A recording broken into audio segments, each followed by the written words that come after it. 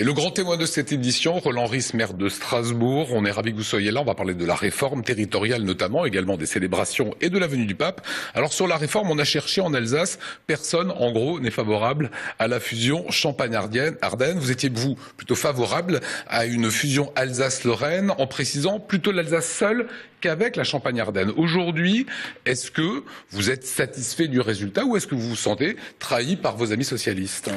Je ne suis pas satisfait du résultat en ce qui concerne la grande région. Je pense que autant il y a des parallélismes, des parentés, je devrais dire, entre l'Alsace et la Lorraine, tout le monde le sait, autant entre l'Alsace et la Champagne-Ardenne, il n'y en a pas. Il n'y a pas de tradition historique commune. Donc je regrette ce découpage, mais d'un autre côté, je suis satisfait que Strasbourg ait été désigné dans le texte de loi comme le futur siège de cette grande région. Alors Strasbourg sera préfecture, mais pas forcément siège de la région, en tout cas siège des réunions. Les maires de Metz, Dominique Gros, le président de Metz Métropole, Jean-Luc Boll, réclament le siège d'une future assemblée régionale et de nombreuses réunions et services régionaux chez eux.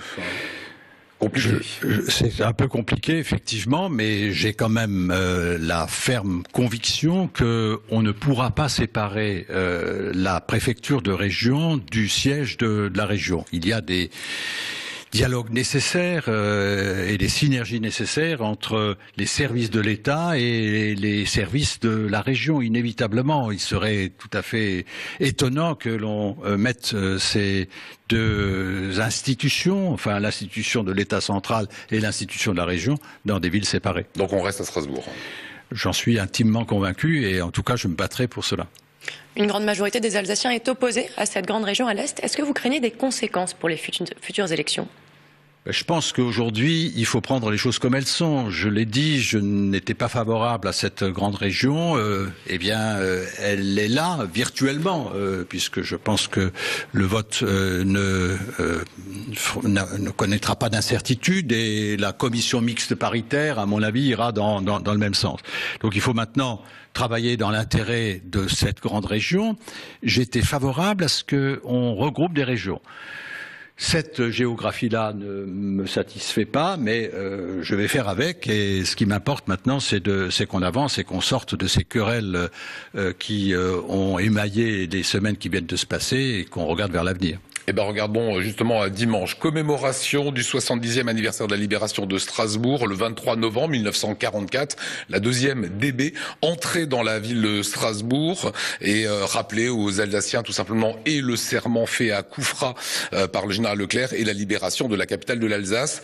On voit ces images d'après-guerre, ces ruines autour de la place Kléber notamment. Vous allez commémorer ces instants dimanche, moment particulier aussi pour le maire de Strasbourg. C'est un moment particulier pour le maire de Strasbourg parce que c'est peut-être une des dernières occasions, peut-être la dernière, d'honorer ces anciens de la deuxième DB qui ont libéré Strasbourg et qui ont, à partir d'une oasis au cœur de l'Afrique, Koufra, prêté serment qu'ils ne déposeraient les armes que le jour où nos belles couleurs flotteront à nouveau sur la cathédrale de Strasbourg. Ils ont tenu parole et un spahis est monté jusqu'au sommet de la cathédrale pour y mettre le drapeau tricolore. C'est quand même des événements extrêmement forts, extrêmement émouvants. Et je pense que c'est une bonne chose qu'on ait aujourd'hui une pensée pour tous ceux qui ont combattu, pour ceux qui sont morts aussi, et pour les quelques survivants qui restent, il faut les honorer dignement. Voilà, et ce spahis, en l'occurrence, avait concocté un drapeau avec le bleu du tablier d'une charcutière de Strasbourg, le blanc de la chemise d'un capitaine et le rouge de la ceinture d'un spahis, pour la petite histoire. Il a improvisé au dernier moment. Exactement. C'était pas sa préoccupation première, c'était de reconquérir Strasbourg. Le drapeau évidemment sera monté sur la cathédrale ce dimanche. Oui, bien sûr, le drapeau, ce sera un des moments importants. Je crois 10h30, on fera le lever des couleurs, comme d'habitude, sur la cathédrale de Strasbourg. C'est toujours un moment très émouvant.